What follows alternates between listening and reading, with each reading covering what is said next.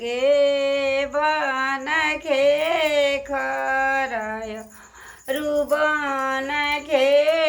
खर होए ललन सीता के राम नवासे ले करे पुत्र बिनु ए ललन सीता के राम बनवा से ले करे पुत्र बिनु एक बने गोइली दूसरे बने अवरु तीसरे बने हो ए ललन सीता रोवेली हियारा फारी केहू रे नाही आपन केहू रे नाही आपन वन में से निकले बनस्पति सीता के समझावेली सीता के समझावेली हो ये सीता हमर उराया गप अच्छा बैठबी हम ही होइब ढगरिनी हम इब ढगरिनी घरी राती गईले पहर राती अवरु पिछिली राती हो ए ललना छलकी भइले नन्दलाल हलिया उठे सोहर महलिया उठे सोहर मोर पिछुअरिया में विप्र डेगहि चलिया ए विप्र कुशवा के नौआरे बनाव लोचन चहु पाव ए विप्र कुशवा के नौआरे बनाव लोचन चहु पावल अन चहु पाव ए पहिला लोचन राजा दशरथ दूसरे कोशिला रानी हो ए नौअती सरे लोचन लक्षण देवर राम जनि सुनस ए नौअती सरे लोचन लक्षण देवर राम जनि सुनसु चरही कोन के पोखरवा तर मद तुअन करसु लालनाथ ये मुहे नौआ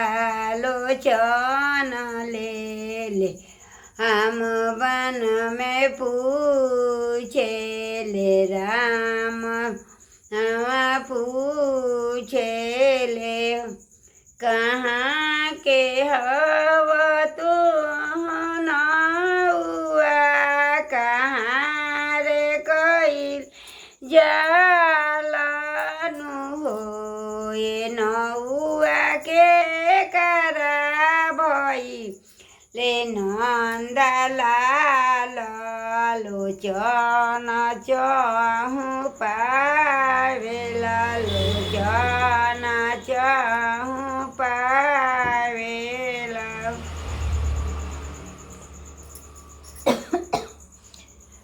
बनहि के हाई नहुआय अयोध्या कइले जाइला आज सीता के भइले नंदलाल लोचन चहु पाइला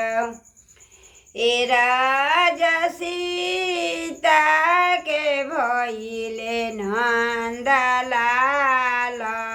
लोचन चहु पाइला पहिला लोचन राजा दशरथ दूसरे कोशिला रानी हो आज तीसरे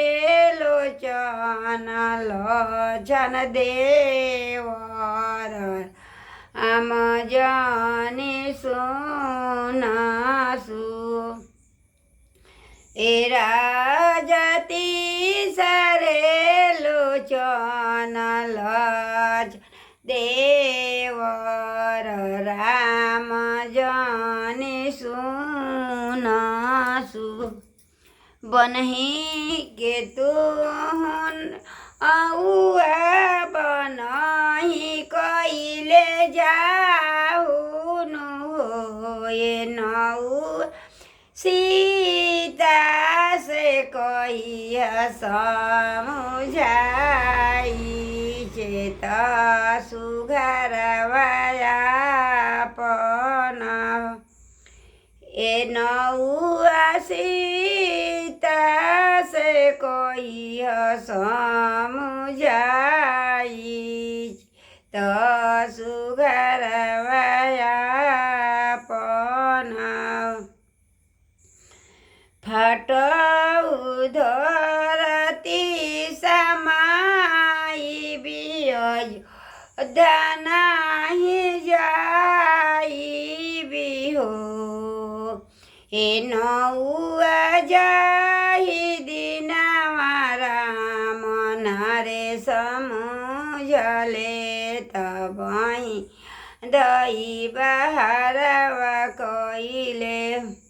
ए नौआ जाहि दिनवा राम नारे समुझले रवा से बहारवा कइले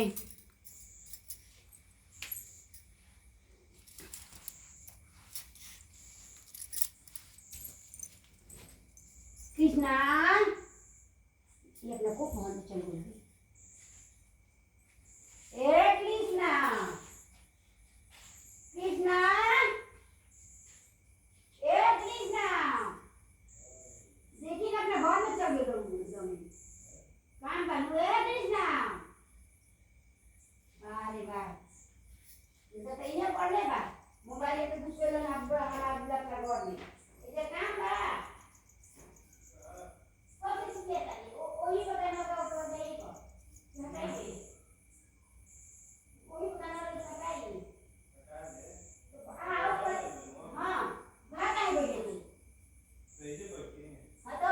सब पूरा ही चल जाए दूगो कोई